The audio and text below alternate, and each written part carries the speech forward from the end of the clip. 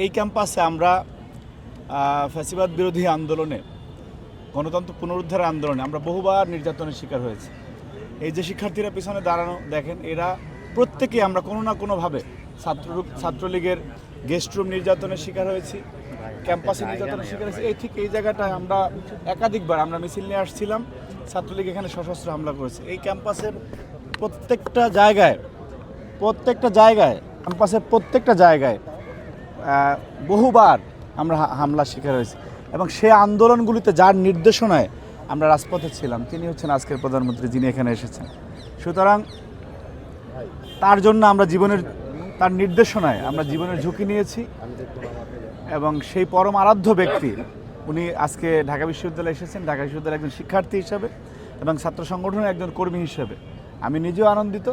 এবং আপনি দেখবেন যে উনি ইতোমধ্যে, আমরা এই দেশে অনেক সরকার প্রধান দেখেছি যে যারা রাষ্ট্রীয় আচারের কারণে সাধারণ মানুষের থেকে তাদের একটা দূরত্ব থাকে, কিন্তু 12 ফেব্রুয়ারি নির্বাচনের পরে উনি শপথ গ্রহণের পরে ওনার আচরণে উনি সাধারণেরই একজন হয়ে গিয়েছেন।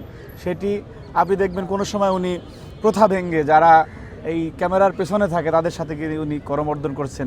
কোনো সময় দেখা গেছে যে এবং অধিকাংশ সময় আপনি দেখবেন যে উনি রাস্তার ভিতরে সিগন্যালে পড়ে থাকেন, একজন সাধারণ মানুষ গিয়ে ওনার সাথে কথা বলে। ওনার প্রতিদিনের আচরণে সেই সাধারণ মানুষের একজন নেতা হিসেবে সেটি প্রতিফলিত হচ্ছে, যেই কারণে ঢাকা বিশ্ববিদ্যালয়ের শিক্ষার্থীদের মধ্যেও এবং ইতিমধ্যে উনি অনেক বেশি জনপ্রিয়। কারণ ঢাকা বিশ্ববিদ্যালয়ের শিক্ষার্থীরা বিবেকবান, তারা বোঝে যে কাকে গ্রহণ করা উচিত, কাকে বর্জন করা উচিত। সুতরাং আজকে ক্যাম্পাসে একটি উৎসবমুখর পরিবেশ বিরাজ করছে, এবং আমরা যেই রাজনীতি আজকেও করলাম আর কি, যে সাধারণ শিক্ষার্থীরা বিরক্ত হয় এমন কোনো কিছু আমাদের আচরণে প্রতিফলিত হয়নি। এবং আমরাও শিক্ষার্থীদের একজন, আমরাও শিক্ষার্থী, এবং শিক্ষার্থীরা আপনি এখানে গুণে দেখবেন যে ছাত্রদলের পদধারী নেতাকর্মীদের চেয়ে অনেক সাধারণ শিক্ষার্থী রয়েছে যারা তারেক রহমানকে দেখার জন্য দাঁড়িয়েছিল। সুতরাং এটি একটি জনগণের সরকারের এবং জনগণের ভালোবাসায় সিক্ত প্রধানমন্ত্রীর প্রতি মানুষের আচরণের বহিঃপ্রকাশ। ঢাকা বিশ্ববিদ্যালয়